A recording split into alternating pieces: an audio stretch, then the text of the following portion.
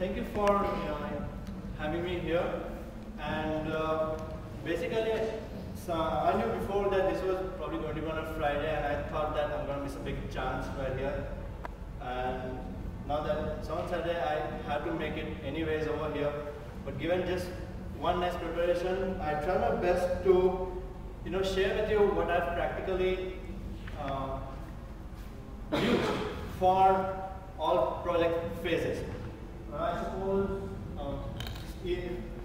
I started with the thought of talking about a software called LYX. LYX, L-Y-X, is a Visibim software. Visibim is what you see is what you mean.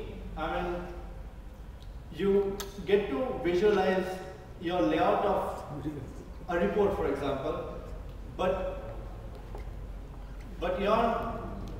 you can get to see the final output when you generate something like a posted file or a PDF file, which is print ready. But later on, I felt, given this opportunity and the kind of audience that's here, I would like to briefly go through, generally phases of project development and just mention what software can be used, and also want to get a feedback from you as to whether you're familiar with those softwares or not familiar with those softwares. So, how many of you here how many of you here are having your first Software Freedom Day? So, this is the which first Software Freedom Day? Yes. And probably from almost all of you? I had one last year, small one, which are only in showcase where people are showing the product. No, it was not big that way. So now there's more participation in that. Yeah, STEM. Software Freedom Day, if you know, is an effort by the users to getting more people to know more about the advantage of what free software can do for us. And if there is more participation in this, that is a success in itself. Right? So, first of all, when there was a part of designing your project, so what tools have you used for your diagramming your DFDs or ERDs and etc., all those UML diagrams and all that? What softwares are you familiar with that you have used? You may have heard of free software, but what have you used? You have some diagramming software, but what have you used till now? Umbrella from UML. And any other ones?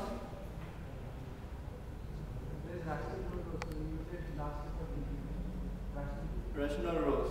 Any other free software ones? Dia is also one. On K-Office, there is something called KVO. If you heard, it's supposed to be for people migrating from Visio. If you have heard of the Visio software on Microsoft. So KVO is also one option on KD platform. Dia and Umbrella are built for the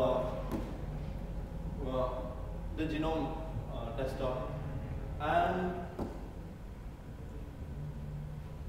some of the things I want a response from you right now. I may not have the answers for some of the things I want to ask from you is, suppose for making a note of or collecting all the requirements for your project, do you use any software for that? Maybe non-free software or free software. Do you use anything for that? Something, I don't know, I think ROS comes with some utilities where you can use a word processor and then export them into a requirement system kind of thing. But that's one thing that I would like to ask about what are the free software alternatives to it, right? And moving on to development, first thing is you have seen editors that are, lots many editors, countless editors. Everyone, they're probably so varied that each one of you here can have their own choice and there won't be any comments between them, right? My favorites are Kate and K-Write because I just, lots of syntax highlighting, and Kate has the terminal and the file manager, the file tree right inside it, so it becomes easier to run your terminal programs right over there. And besides that,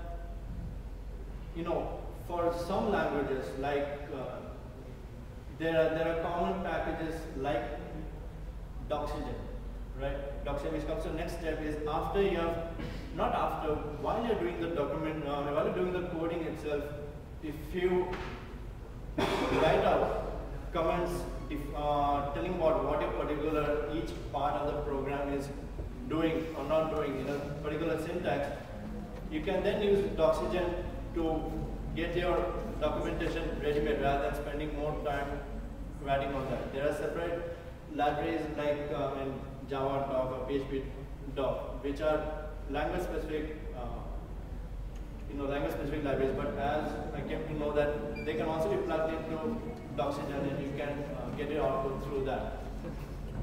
So development is one part where you have a lot of languages which you can explore, new ones like your Perl or PHP or Python or Ruby, and the more the languages, the more there is you have the options of trying out and seeing which suits your project the most. And after that, we come for testing. For testing your applications.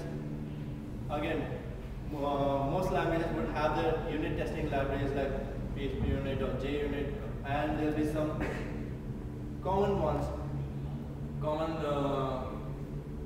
programs like memory profilers for Valgrind or Kcache grind. For development, I prefer plain, simple plain text editors, but you can also have full-blown IDEs like NetBeans or say KDevelop or even Anjuta for the genome and all that. And finally, one of the things that I'll show you here is the documentation part. It was something I had an interest in at least using LaTeX, that is LaTeX, to do my documentation, whereas everyone was trying out in Word. I'll show you on my pen drive the file which I have and how the PDF eventually looks like.